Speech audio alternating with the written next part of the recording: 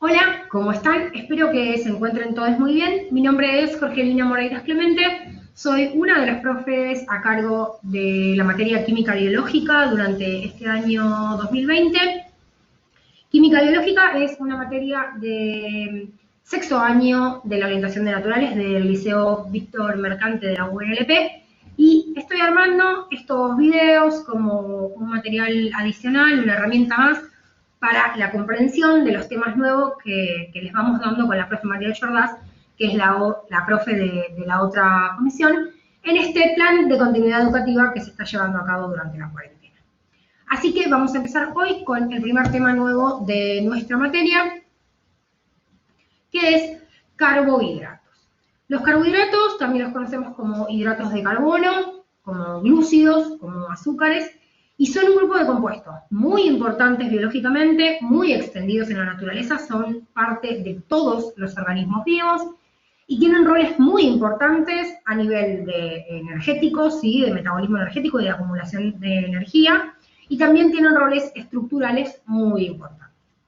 Es por esto que escuchamos mucho la terminología o el término hidratos de carbono cuando vemos o leemos cuestiones que tienen que ver con la nutrición y con la alimentación, porque son uno de los principales nutrientes que necesitamos para tener una salud integral buena.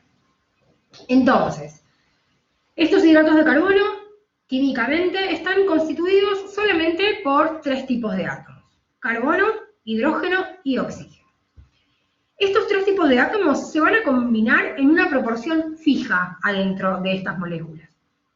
Esa proporción aparece acá en la filmina y es que por cada átomo de carbono voy a tener la misma cantidad de átomos de oxígeno y el doble de átomos de hidrógeno.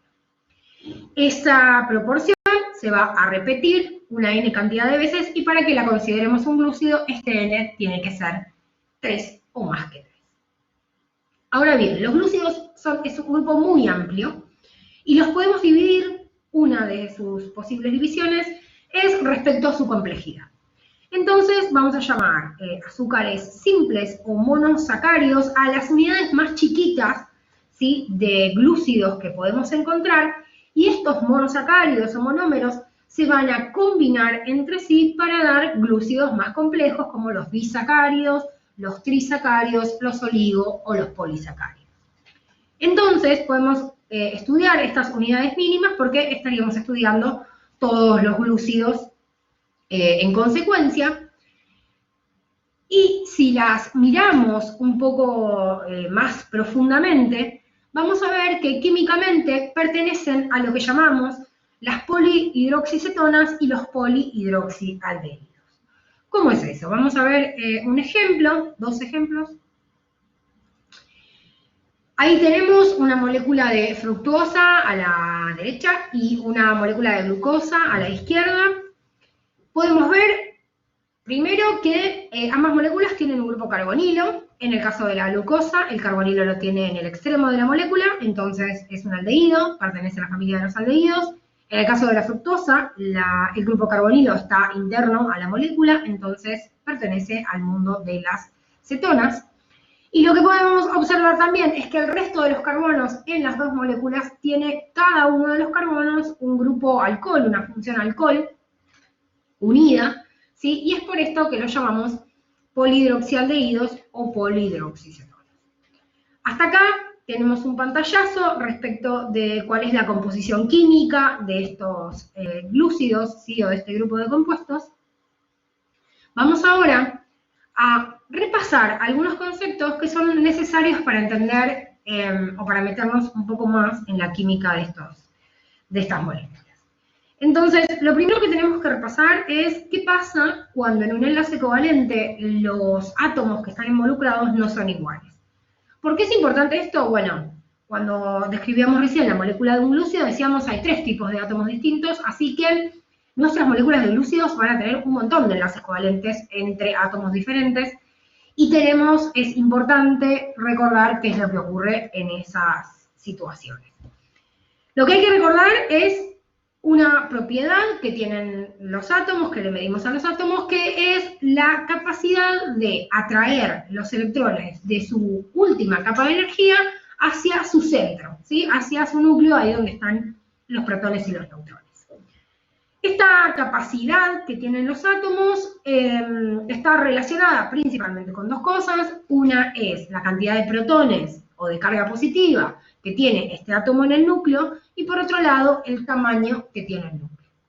Teniendo en cuenta estas dos cosas, podíamos, y ustedes han estudiado en algún momento, cómo varía la electronegatividad a lo largo de la tabla periódica, y entonces nos podemos meter a pensar qué ocurre con esta propiedad cuando tenemos un enlace covalente entre dos átomos diferentes. Si vemos el esquema, el ejemplo acá es inorgánico, es del ácido fluorhídrico, pero sabemos que el flúor tiene una electronegatividad muchísimo más alta que el hidrógeno. Entonces, lo que va a ocurrir es que este flúor va a deformar la nube electrónica que se genera alrededor de estos dos átomos cuando se da un enlace covalente, haciendo que los electrones se acerquen más a él y haciendo por ende que se alejen del hidrógeno. Esto va a generar polos adentro de la molécula, un polo, ¿sí? Una región que está teniendo una densidad de carga negativa, porque los electrones están más cerca de esa región, y una región que está teniendo una densidad de carga positiva porque los electrones están más lejos de esa región. En nuestro esquema, la región negativa está marcada con rojo alrededor del flúor y la positiva con azul alrededor del hidrógeno. Esto va a generar una fuerza que es la que llamamos momento dipolar, y también va a hacer que llamemos a esa molécula una molécula polar por esta aparición, ¿sí? De estas regiones adentro de la molécula. Cabe aclarar que la molécula sigue siendo una molécula neutra, que no estamos hablando de cargas, que estamos hablando de regiones y de densidades de carga, no de cargas puntuales. Esa molécula, que es el ácido fluorhídrico, es una molécula neutra y va a seguir siendo una molécula neutra. Pero, ¿por qué es importante estudiar la polaridad? Bueno, porque la polaridad determina todas las fuerzas intermoleculares. Y estas fuerzas que son intermoleculares, pero que nosotros las vimos como fuerzas intermoleculares, están en la guía 1, pero que también pueden generarse a nivel interno, ¿sí? En una misma molécula, cuando las moléculas son más complejas, son muy importantes cuando vamos a estudiar los glúcidos, y en realidad cuando vamos a estudiar cualquier molécula que sea biológicamente importante, porque siempre que estemos estudiando estas moléculas, las vamos a estar estudiando en un entorno acuoso. ¿Por qué? Porque el entorno celular es acuoso y porque las reacciones en la biología en esta Tierra se dan en un entorno acuoso.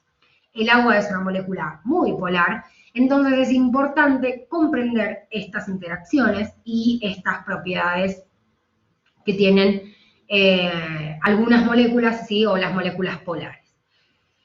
Bien, con ese concepto claro, es necesario repasar un segundo concepto, que es el de quiralidad de un carbono. Y entonces, pensemos en el carbono. El carbono es del grupo 4, tiene 4 electrones en el último nivel de energía, va a formar 4 uniones covalentes en los compuestos orgánicos, eso ustedes ya lo han estado viendo. Pero vamos a llamar quiral, ¿sí? A un carbono cuando ese carbono está unido en esos 4 enlaces que puede formar a grupos diferentes.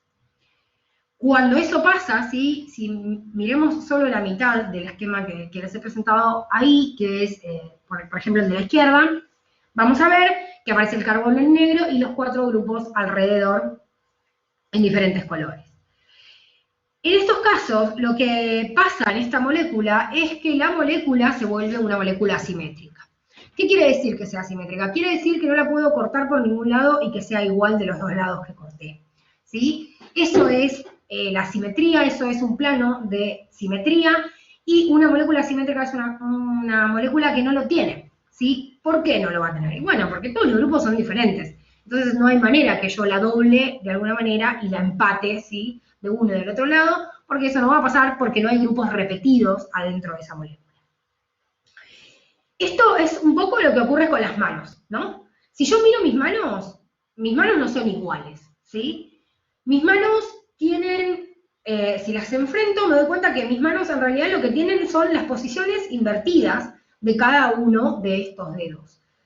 ¿Qué quiere decir las posiciones invertidas? ¿O a qué me refiero? Si yo agarro un guante que tiene un derecho y un revés, y agarro el de la izquierda y me lo quiero poner en la derecha, el guante no entra, ¿sí? Ese guante no me sirve. ¿Por qué? Lo primero que me voy a dar cuenta es que el dedo gordo lo tiene invertido, ¿sí? Tiene el dedo gordo para el otro lado. Esto es lo que en geometría se llama una imagen especular, ¿sí? O sea, la posición de los grupos se encuentra, en este caso de los dedos, en una y otra mano, una enfrentada a la otra. Es lo mismo que pasa cuando me saco una selfie y cuando yo pongo la cámara de selfie, lo que yo siento de este lado me aparece del otro lado en la selfie y viceversa. Es lo mismo, es un fenómeno que se llama óptico y que presentan cada uno de los carbonos que tenga, ¿sí?, esta propiedad de ser un carbono quiral o un carbono asimétrico. Cuando lo miro en el esquema que les había presentado, ahora mirando las dos cosas, lo que aparece representada esa rayita del medio es un espejo, y vemos que geométricamente esto quiere decir la inversión, ¿sí? La inversión de los grupos 3 y 4 que habíamos señalado en nuestra molécula de carbono que estaba unido a 4 grupos diferentes. Aparecen enfrentados y entonces, al igual que las manos, no son la misma molécula. Cuando los estudiamos, vemos que estas moléculas tienen propiedades físicas diferentes. Y entonces, como tienen la misma fórmula mínima, porque no hay diferencia, vamos a llamar a estos isómeros enantiómeros, ¿sí? O isómeros ópticos, que es un tipo de isomería que presentan los glúcidos. Es importante recordar que van a aparecer un par de isómeros, ¿sí? Este y su imagen especular, cada vez que haya un carbono quiral en la molécula. ¿Por qué es importante pensar en los carbonos quirales? Volvamos a mirar nuestro esquema de los glúcidos. Vamos a tomar de ejemplo la glucosa. Si miro el carbono 1 tiene un hidrógeno, pero tiene un doble enlace con un oxígeno, así que no es un carbono quiral como lo habíamos definido. Si miramos el carbono 2 tiene hacia arriba un grupo carbonilo, hacia la derecha un grupo oxidrilo, hacia la izquierda un hidrógeno y hacia abajo una cadena carbonada de 4 carbonos, un montón de grupos oxidrilos, etcétera, etcétera. O sea, el carbono 2 es un carbono quiral. Sus 4 grupos son diferentes y si hacemos un estudio análogo vamos a ver que en esa misma molécula el carbono 3, el 4 y el 5 también son carbonos quirales. Si los miramos en la fructosa, vamos a ver que el carbono 3, el 4 y el 5 también son carbonos quirales. Entonces, ¿qué va a pasar? Van a aparecer por cada carbono quiral un par de isómeros ópticos o de enantiómeros para cada uno de los carbonos quirales que tenga esa molécula. En particular, cuando todos los carbonos quirales están invertidos, son a los que vamos a llamar enantiómeros, porque ahí sí uno es la imagen especular del otro, tienen que estar todos invertidos. Entonces, si miramos un ejemplo, el ejemplo de la glucosa, podemos ver los enantiómeros de la glucosa, estas imágenes especulares, y si las vemos, si vemos del carbono 2 al carbono 5, que son esos 4 carbonos quirales, vamos a ver que la configuración del grupo oxidrilo y del hidrógeno está invertida en estos 4 carbonos, y por ende, uno es la imagen especular del otro. Los vamos a llamar DOL, esto es, tiene que ver con las propiedades, ¿sí?, que tienen estos compuestos. Cuando se les hace pasar un plano de luz polarizada, esto es solamente para que lo sepan, la D-glucosa gira la luz hacia la derecha y la L-glucosa hacia la izquierda. De ahí vienen los términos dextro, que es hacia la derecha, y levo, que es a la izquierda, giro, ¿sí? Y por eso aparecen estas nomenclaturas D y L.